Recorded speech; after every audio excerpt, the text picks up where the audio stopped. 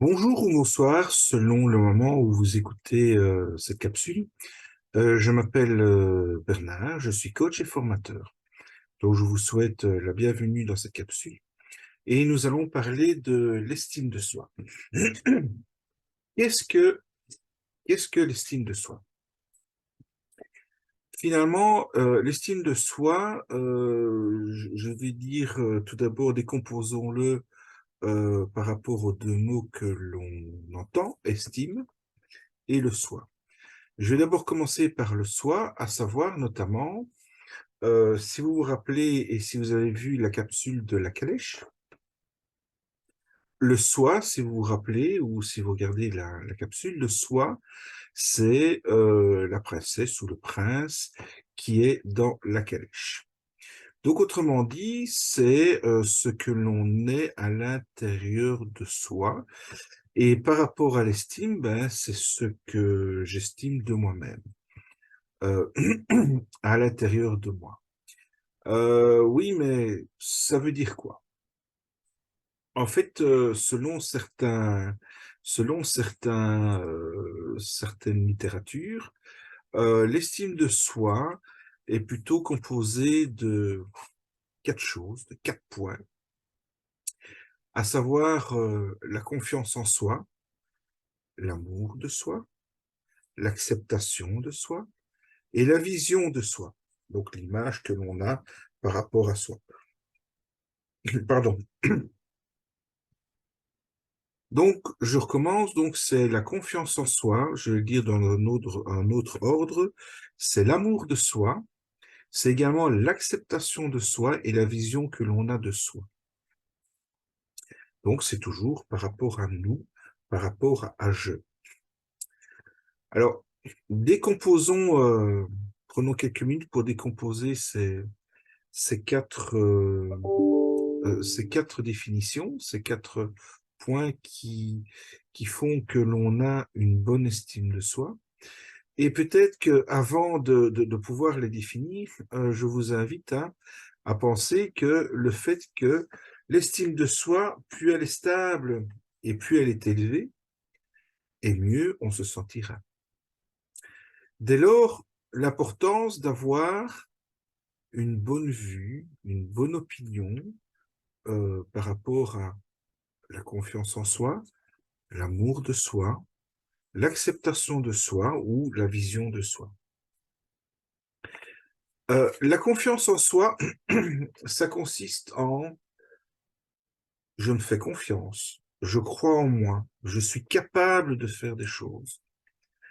Et dès lors, si vous avez un manque de confiance en vous, il est peut-être intéressant de travailler sur ce point. Bien souvent, je prends un exemple, comment vais-je arriver à, et je prends un exemple encore une fois, comment vais-je être capable de cuisiner alors que je n'ai jamais pris une poêle pour pouvoir cuisiner? Ah, et si on essayait? Et si vous essayez de, je peux prendre un autre exemple, on vous demande d'effectuer une tâche, et bien souvent on dit je ne suis pas capable de. Ben, finalement, et si vous inversiez le process, hein, donc votre mode de pensée, et donc c'est cette capacité d'oser, c'est la capacité d'accepter les échecs, donc de faire essai, donc c'est l'effet essai-erreur, et dès lors et de pouvoir persévérer malgré l'échec. Il y a je dirais un proverbe ou une notation qui dit euh, l'échec, à travers l'échec, on apprend. Et quand on est au succès, on est au succès. Donc l'échec est toujours un moyen d'apprentissage.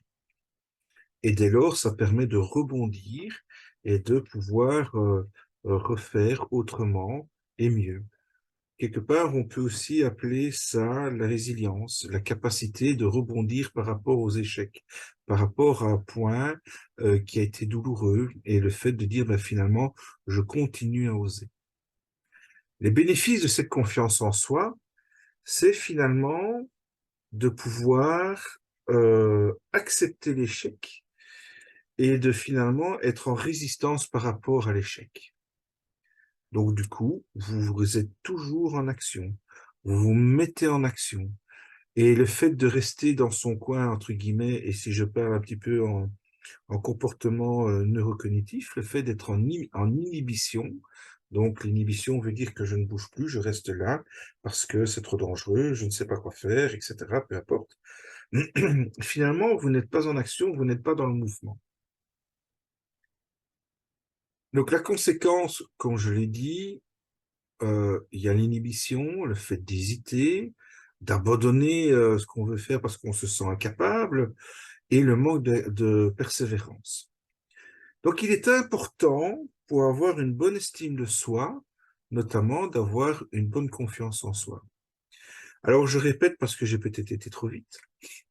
Finalement, c'est la volonté d'être dans l'action, de bouger pour avancer, d'oser persévérer et accepter l'échec comme un apprentissage finalement. Dès lors, l'échec n'est plus une résistance, mais plutôt un point positif, parce que l'on a appris quelque chose. Et ça évite également d'être en inhibition, d'être dans l'hésitation, d'être dans le doute, d'abandonner ce qu'on veut faire, parce que finalement, vous ne vous sentez pas capable, ou que sais-je.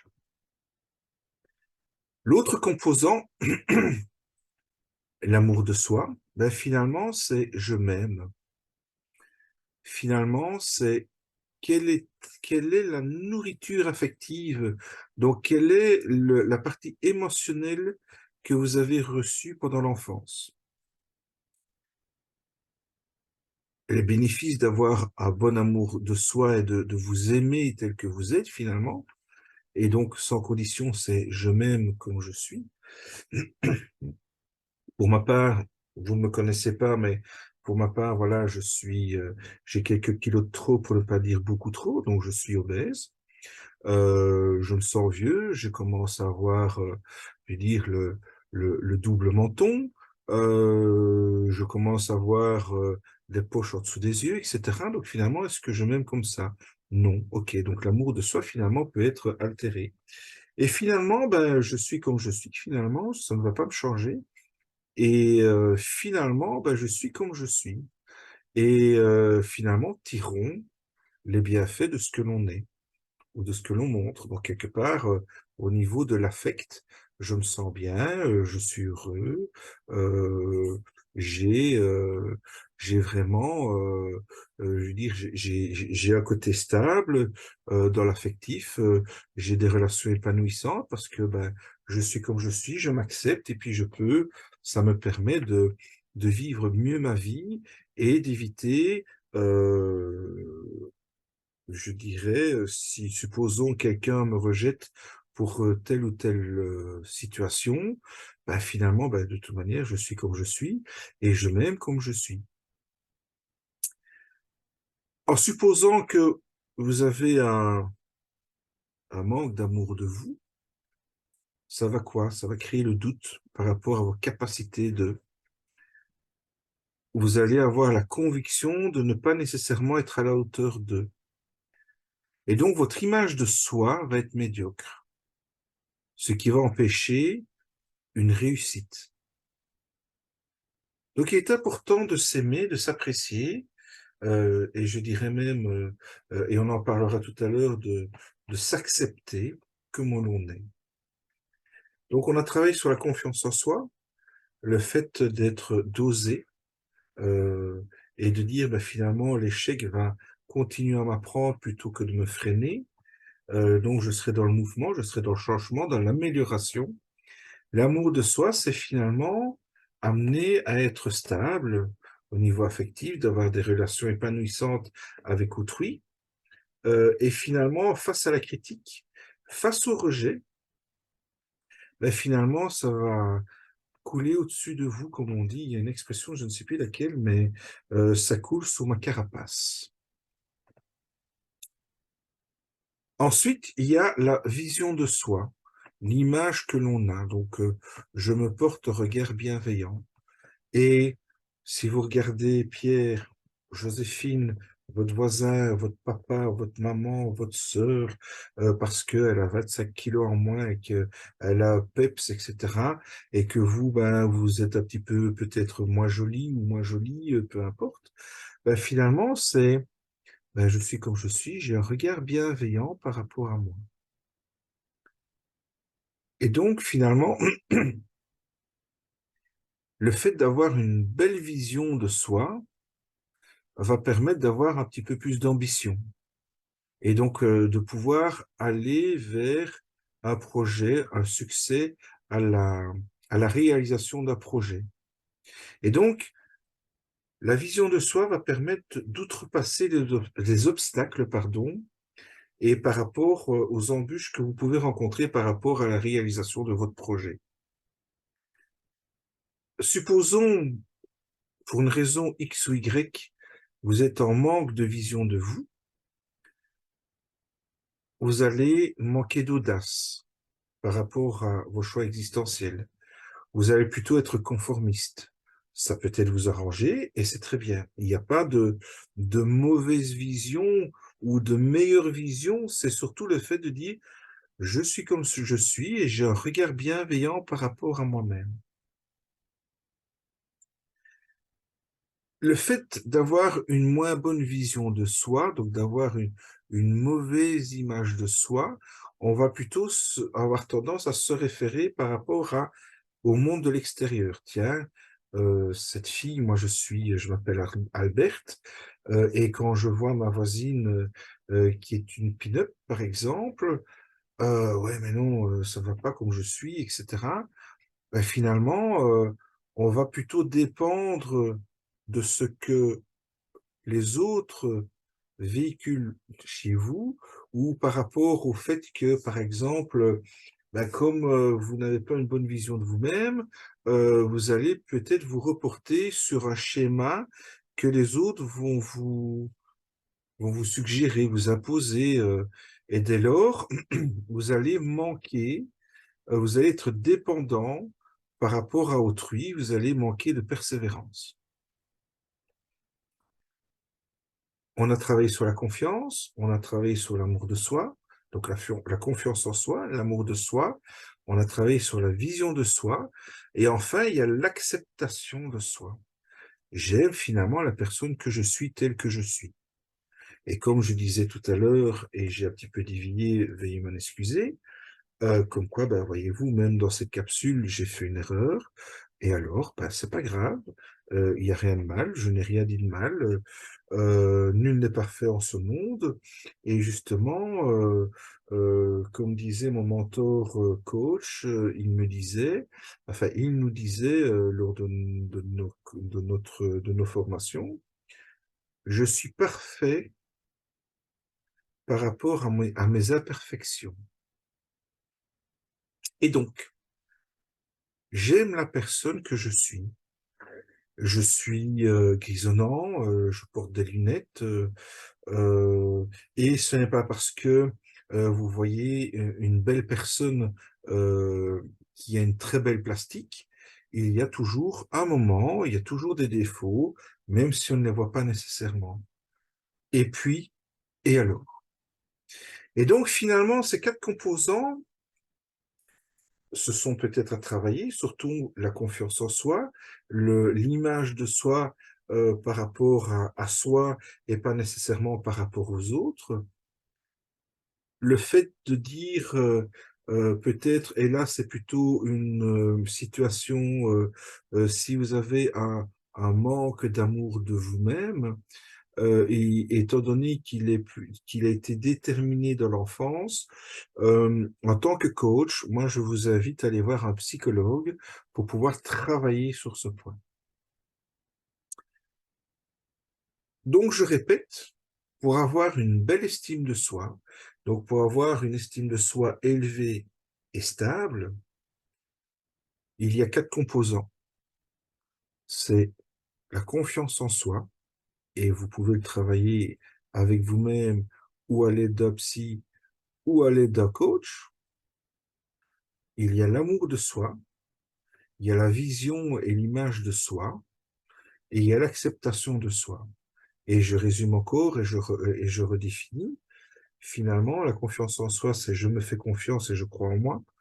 L'amour de soi, c'est je m'aime sans condition. L'acceptation de soi, c'est j'aime la personne que je suis, telle que je suis. Et la vision et l'image de soi, c'est finalement je me porte un regard bienveillant.